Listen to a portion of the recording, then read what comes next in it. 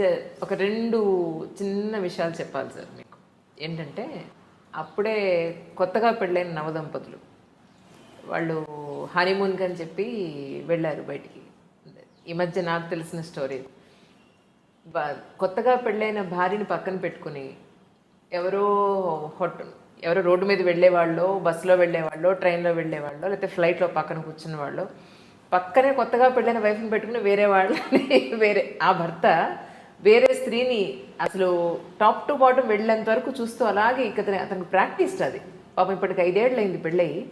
ఈయనేమిటి ఇలాగే ఎందుకు చూస్తున్నాడు, నేను నచ్చలేదా, లేకపోతే అందరూ ఇలాగే ఉంటారా, వీళ్ళు ఎందుకు ఇలా చూస్తారు, నాకెందుకు మా వారిలాగా వేరే వాళ్ళు ఎవరు కనపడరు, మా వారి కన్నా అందంగా వేరే వాళ్ళు ఎవరు ఎందుకు కనపడరు, అసలు ఆ దృష్టితో నేను ఎందుకు చూడను, ఈయన ఎందుకు అలా చూస్తున్నారు అనేది వీడికి నిజంగా పాపం వస్తుంది కదా అంటూ ఉంటుంది మా ఫ్రెండ్. అది పాపం వస్తుంది కదా అని ఒక సంతృప్తి పడి పాపం ఆవిడ ఊరుకుంటుందమ్మా, ఏం చేయలేక. కానీ దానికి పరిష్కారం ఏంటంటే నిలబెట్టి అడిగేయాలి, మనుషులు అవసరమైతే అడిగేయాలి కదండి. ఎంత బాధ. ఇది ఊరికే పాపం ఆడవాళ్ళు చాలా మందిలో ఉండే ఒక సెంటిమెంటల్ సైకాలజీ ఏమిటంటే పొతడు వాడు ఎంత ఏడిపించుకు తింటున్నా సరే తగులుతుంది ఖచ్చితంగా. ఎందుకమ్మా తగిలేదు ఎవరికి, మీ భర్తకైనా, ఈవిడ భర్తకి రేపొద్దున అది ఆవిడకి తగులుతుంది కదా. అంతకంటే ఏమిటయ్యా నీ ప్రవృత్తి, ఏకాంతంగా విడిగా ఏమిటైపోతుంది ఈ రోజుల్లో. అప్పుడే పూర్వం అయితే భయపడచ్చు, ఇవాళ అంత ఇదేం లేదు. హాయిగా కూర్చోబెట్టి ఏమిటిది నేను ఇందాక చూశాను, ఏంటి పరిస్థితి. ఇప్పుడు అందం గురించి కూడా మాట్లాడద్దు, అందం గురించి కాపురాలు చేస్తారా? చేసుకున్నప్పుడు ఉన్న అందం తర్వాత ఉండదు, చేసుకున్నప్పుడు లేని అందం తర్వాత వస్తుంది. దాన్ని బట్టి ఉంటుందా? అందంగా లేకపోయినా కూడా చూడటం తప్పే. అది ఒక తాడి కట్టావు అగ్ని సాక్షిగా, కట్టుబడి ఉండాల్సిందే భర్త అయినా సరే భార్య. ఆ దృష్టితో వేరే వాళ్ళని చూస్తున్నారు కదా, మరి అలా చూస్తే ఏమనిపిస్తుంది? అది మీకు ఇలా సంతృప్తి పడ్డం అనేది చూడండి, ఇది తాత్వికంగా తప్పు. ఇది ఏమీ చేయలేక ఆ పాపం తగులుతుంది కదా అంటే ఎప్పుడో అప్పుడు ఏదో జన్మలో ఏదో పాపం తగులుతుందని మీరు సంతృప్తి పడి ఊరుకుంటారా? ఇక్కడ జీవితం నాశనం అవుతుంటే ఖచ్చితంగా నిలబెట్టి అడిగేవలసింది, తేలిపోతుంది. అది ఖచ్చితంగా చాలామంది మారుతారమ్మా. మగాళ్ళు కూడా ఇవేమి ఇదివరకున్నంత రౌడీజంగా లేరు. అన్నీ అయిపోయి అయ్యి బాబోయ్ ఇది ఇలా అడుగుతోందంటే ఏమిటో అని వాడు భయపడిపోతాడు. దాని పరిష్కారాలు దానికి ఉంటాయి. నాకు తెలిసిన ఓ కుటుంబం చెబుతాను, పేర్లు వద్దు, విషయం వద్దు. భర్త ఏదో ఇలా వేరే చూపుల్లో ఉన్నాడంటే ఆవిడ ఏం చేసింది తెలుసా? పెళ్ళి వాళ్ళకి 5 ఏళ్ళు 6 ఏళ్ళు. ఈవిడ చక్కగా ఒక కుర్రాన్ని వేసుకుని రిక్షాలో సినిమాకి వెళ్ళి వచ్చింది. చక్క కుక్కగాడుకు చెప్పు దెబ్బ, బెస్ట్ పని. ఆ పని ఈయన చూడగా చేసింది. చక్క చూస్తుండగా దిగింది. ఏమిటి ఇలా అన్నాడు, నువ్వేమిటి అలా అన్నాడు. నేను మానేస్తాను, నువ్వు మానేయను. సుఖంగా అన్యోన్య దాంపత్యం సుఖంగా ఉన్నారు, ఎప్పటికీ బాగున్నారు. వాళ్ళకి 70 ఏళ్ళు. ఆవిడ చెప్పిన సరదాగా నేను ఇలా చేశాను, నువ్వు కాదు స్టోరీ రాయవమ్మా ఈ విషయం అన్న. బుద్ధి రావాలి, ఆ చర్య ఏదో తీసుకోవాలి. కనీసం చర్చించడానికైనా మనం భయపడుతూ ఉంటే మనం ఏదో సంతృప్తి పడి ఆ పాపం ఎప్పుడో పీడిస్తుంది అనడం, లేకపోతే ఈయన మీద కోపాన్ని అత్తగారి మీద చూపించడం అదంతా అనవసరం. నేరుగా ఎవరు దోషం వారిని పట్టుకుంటే అయిపోతుంది, మంచిది. అమెరికాలో ఉన్న నా స్నేహితురాలు ఊళ్ళోకి వచ్చి ఏంటి రాలేదంటే కలలేదంటే అంటే మా అమ్మ వాళ్ళ ఇంట్లో దింపేశాడు మా వారు. ఇండియాకి వచ్చిన వెంటనే ఫస్ట్ ఫ్రెండ్స్తో ఒక గ్రూప్గా గోవాకో ఇంకెక్కడికో వెళ్తారట. ఆ తర్వాత ఇండివిజువల్గా ఒక పార్టీ ఉంటుంది వీళ్ళకి. ఇదంతా కూడా వైఫ్ని వదిలేసే, పిల్లల్ని వదిలేసే. మరి నువ్వు అడగరా ఈ విషయంలో అన్నాను. అని అంటే వాళ్ళు వేరే అమ్మాయిని ఏమైనా తీసుకుని వాళ్ళు ఫ్రెండ్స్ ఒకసారి ఇండివిజువల్గా ఒకసారి ఇలా పెడతారట, ఇది వాళ్ళ సాంప్రదాయం అంట అని అంటే. సో డబ్బు ఉన్న వాళ్ళ ఆలోచనలు ఇలా ఉంటాయేమో, మధ్యతరగతి వాళ్ళ అనవసరంగా చేసుకున్నాను నేను అని చెప్పాను దాని బాధ. నిజంగా సార్ ఇలా చేస్తే వాళ్ళకి ఏం ఆనందం? సపోజ్ భార్య ఇలా చేస్తే ఆ ఒక్క ఆలోచన ఉంటే ఆత్మవత్ సర్వభూతానేరే వేదాంతం అర్థమైతే సరిపోతుంది. ఆ ఒక్క ఆలోచన వస్తే మరి చేయడు. ఆ ఆలోచన వచ్చేలా మీరు చెయ్యాలంటున్నాను. మీరు ఎన్ని సమస్యలు చెప్పినా ఇదే పరిష్కారం. అవును, ఆ ఆలోచన వచ్చేలా సఫర్ అవుతున్న వాళ్ళు చెయ్యాలి. వీళ్ళు చేయకపోవడం భయం వల్ల చేయకపోవచ్చు, సున్నితంగా ఉంటారు కొందరు. అది కాస్త తగ్గించుకుని గాంభీర్యం అన్నది అది. మీరు కఠినంగా ఉండదు, ఖచ్చితంగా ఉండండి. మీకు అన్యాయం జరుగుతుంది అడగడానికి ఏముంది దాంట్లో? అది ఒకటి పొరపాటు ఉంటే సరి చేస్తారు కదా. నేను ఆ ఉద్దేశంతో చూడలేదు, నా చూపే అంతా ఎదురు చెబుతారు కదా, పోలేదు చెప్పనండి. అతని వివరణ అతను ఉంటుంది. అంటే సమస్యలు చర్చించుకోవడం మనకి పెద్ద అవసరం లేదు. అన్నిటికీ పరిష్కారం ఏమిటంటే మనకి తెలుగులో చెప్పిన మద్యంతో మనం ముగించుకుంటే మంచిది. ఒరులే జవిజొనరించిన నరవర అప్రియము తన మనంబునకగు తానొరుడకున విశేయకునికి పరాయణము పరమధర్మ పదములకెళ్ళన్. భారతంలో, ఆంధ్ర మహాభారతంలో తిక్కన గారు శాంతి పర్వంలో చెప్పినటువంటి పద్యం. భీష్ముడు చెబుతాడు, ఇతరులు ఏ పని చేస్తే మనకి బాధ అనిపిస్తుందో అది ఇతరుల పట్ల మనం చేయకుండా ఉంటే అంతకంటే మించిన ధర్మం ఏమీ లేదు, అన్ని ధర్మశాస్త్రాలు ఇంతే చెప్పాయి. వ్యాసుడు చెప్పింది అని యథాతథ అనువాదంలో చాలా చక్కగా చెప్పాడు. దీన్ని వెనక ఆంధ్రపత్రిక ఉండేది, మంచి పెద్ద, అసలు అది ఒకటే పత్రిక అప్పట్లో, పత్రిక అంటే ఆంధ్రపత్రిక. దాంట్లో ప్రతిరోజు వాళ్ళు సంపాదకీయం పైన ఈ పద్యం వేసేవారు. ఇది ఒక్కటి చాలు ప్రపంచాన్ని బాగు చేయడానికి.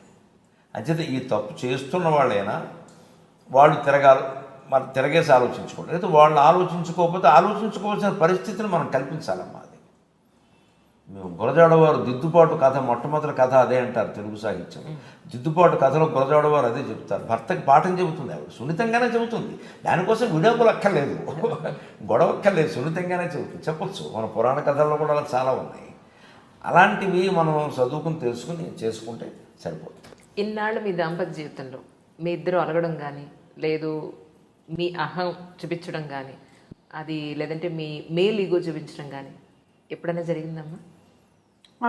మీరంటే చాలా ఇష్టం ఆవిడికి, నాకు అర్థమైంది. మీరంటే విపరీతమైన ప్రేమ, అందుకని ఆవిడేం మాట్లాడదు, నాకు అర్థమైంది. మీరు చెప్పండి. ఆవిడ చెప్పేది మీరు నమ్మకపోతే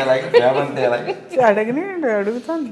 కళ్ళు ఎర్రబడ్డాని అడిగారు అంటే మీ మీద ఎంత కాన్సన్ట్రేషన్ ఉందో చూడండి. ఇప్పుడు చంటి పిల్లలు చూసుకున్నట్టు చూసుకుంటున్నారు కదా, ఆ ప్రేమ ఆవిడలో కనపడుతుంది. సంప్రదాయం కూడా ఏం చెప్పిందంటే, పిల్లలు పుట్టి వాళ్ళకు ఒక 20 ఏళ్ళు వచ్చాయంటే భర్త బిడ్డతో సమానం, భార్య అంతే కూతురుతో సమానం. ఇంకప్పుడు వేరే వాంఛలు ఏమైనా సహజంగా తగ్గిపోతాయి పెద్ద విషయాలకు. కానీ ఆ కేర్ అంటారు, జాగ్రత్తలు తీసుకోవడం, ఆ బాధ్యత పెరుగుతుంది. అందుకని చాలా జాగ్రత్త తీసుకుంటున్నాను. నేను వేదిక మాట్లాడుతుంటే ఎదురుగా ఉంటే ఇలా చూపిస్తుంది, ఒక్కోసారి ఆపే మరి అంటే అప్పుడు 2 గంటలు దాటిపోయింది. 2 గంటలు దాటి 2 గంటలు మాట్లాడతాను సాధారణ. ఒక్కోసారి భావావేశంలో సబ్జెక్ట్ అవకాశం పెరిగితే కొంచెం అలా చూపిస్తుంది, ఏంటిది అని.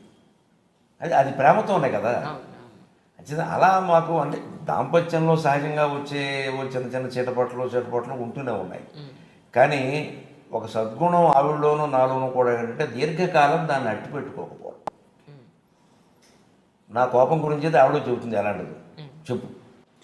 కోపం వస్తూ ఉంటుందండి ఆయనకి, అది అలా వెళ్ళి ఇలా వచ్చేసరికి పానే పోతుంది, వస్తుంది, అనగానే పోతుంది, పైగా నేను ఎప్పటికీ ఉపకారాలు మానలేదు, ఇంకా ఎక్కువ తింటాను. నేను కారం తక్కువైతేనే అడుగుతాను, నేను ఎక్కువైతే అడగను. ఒక్కోసారి ఏమిటి కళ్ళ నీళ్ళు వస్తున్నాయి ఉంటుంది, మా అమ్మ గుర్తొచ్చింది అంటారు, కానీ కారం ఎక్కువైందని చెప్పాను. ఎందుకంటే ఎక్కువైంది అన్నాము చప్పుడు తిండి పెట్టేస్తుందేమో, చెప్పను ఎక్కువైనా తింటాను. మా ఇంట్లో కొంచెం కారాలు ఎక్కువే, ఉప్పు సరే మామూలుగానే ఉంటుంది, అది ఎలా ఎక్కువైతే తినలేదు. అవి ఉన్నాయి, సహజంగా ఉండేవి మామూలుగా ఉంటాయి. కానీ నా తత్వశాస్త్రం నాకు నేర్పింది చిన్నప్పటి నుంచి, స్వభావం కూడా అంతే, మా అమ్మ ద్వారా నేర్చుకున్నది. శాస్త్రం ద్వారా ఇంకాస్త పెరుగుతుంది.